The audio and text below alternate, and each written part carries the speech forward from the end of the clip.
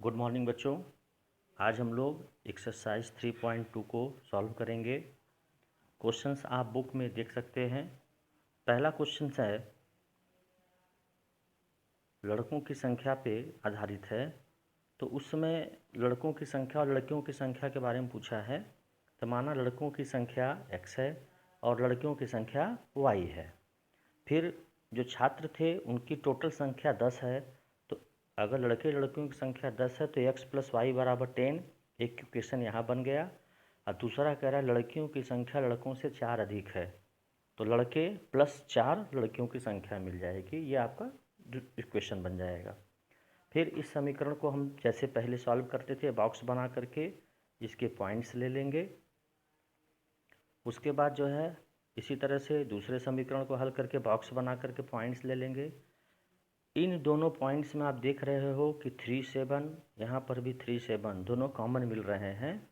इसका मतलब इसका जो ग्राफिकल सलूशन होगा वो 3 और 7 होगा, यानी लड़कों की संख्या 3 और लड़कियों की संख्या 7 होगी। इसको ग्राफ पेपर पे इस पर यहाँ दिखाया गया है। ये देखिए, आप प्लाट करेंगे जब ग्राफ पेपर पे तो इसी तरह से आपका दिखेगा। इसको आप देख सकते हैं। उसके बाद हम लोग आते हैं दूसरे क्वेश्चन पे। अच्छा, दूसरा क्वेश्चन जो है, अच्छा इसका जो हमने पहले का पहला पार्ट किया है, सेकेंड पार्ट आप स्वयं कर लीजिएगा।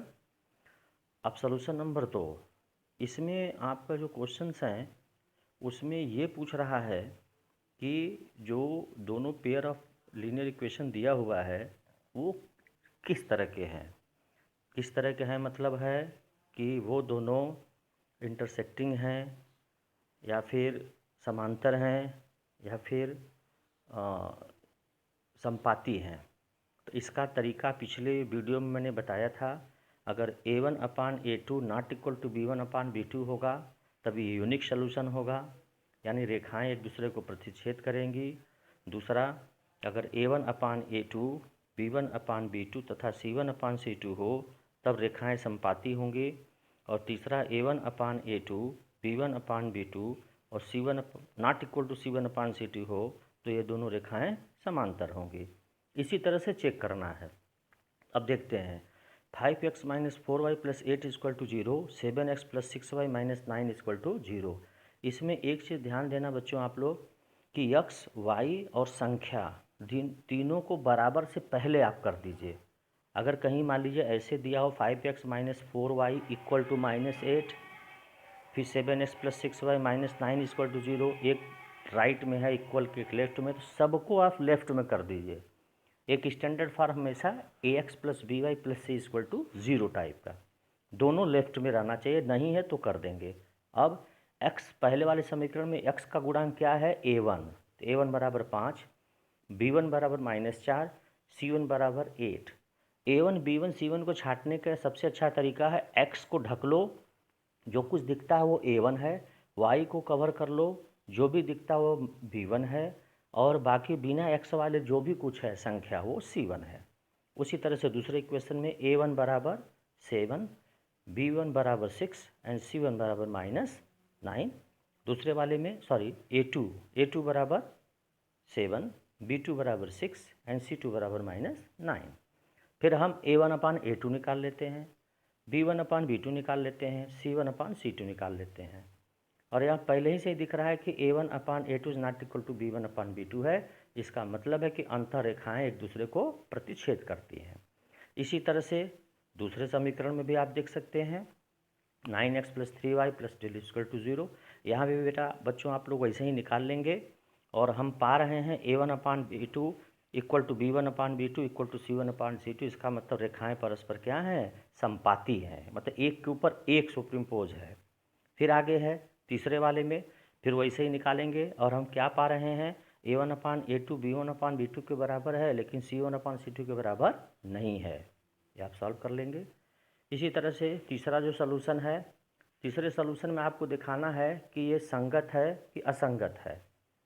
तो आप ये ध्यान देना कि अगर अद्वितीय हल है यानी रेखाएं प्रतिच्छेदित करेंगी, या उनके अपरिमित हल हों यानी एक दूसरे को सुपरिम्पोज करेंगी, तब तो वो संगत रेखाएं होंगी, संगत होंगी। आपको पिछले वाले वीडियो में आप देख लीजिएगा, कंडीशंस हमने दे रखे हैं।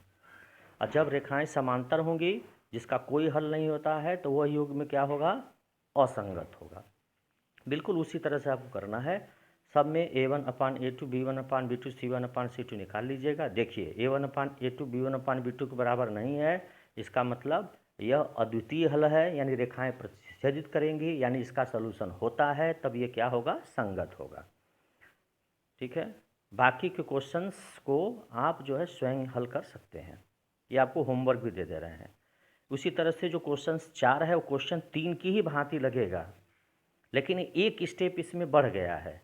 इसमें अब क्या कह रहा है कि अगर संगत है तो उसका हल करो उसको।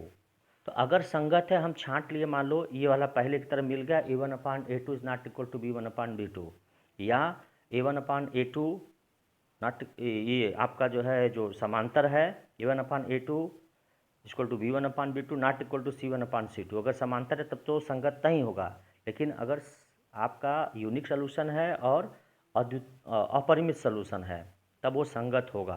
तो ऐसे केस में क्या करेंगे, उस समीकरण का बॉक्स बनाएंगे, रेखाएं बिंदु निकालेंगे, प्लाट करेंगे, और जहाँ पे दूसरे को प्रतिच्छेदित करेंगे वही हम उसका सॉल्यूशन लिखेंगे। तो चौथे वाले में 3 का एक स्टेप आगे बढ़ जाता है, यानी ग्राफ प्लाट करना है। ग्राफ प्लाट करके हम उसका सॉल्यूशन निकाल लेंगे। फिर आपका है सॉल्यूशन 5।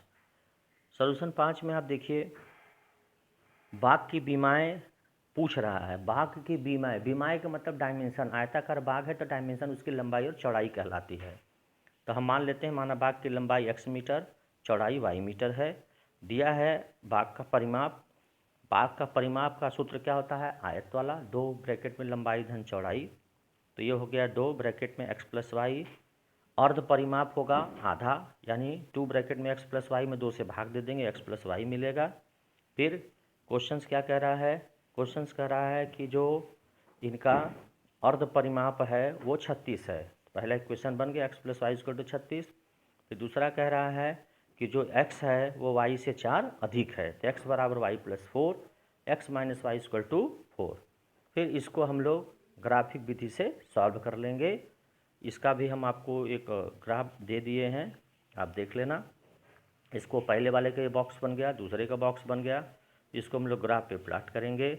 और ये देखिए 20 और 16 इसका प्रतिच्छेदित बिंदु आया, यानी कॉमन सॉल्यूशन 20 और 16 है। तो x बराबर क्या होगा 20, y बराबर 16, यानी लंबाई होगी 20 मीटर और चौड़ाई होगी आपकी 6 मीटर, 16 मीटर सॉरी।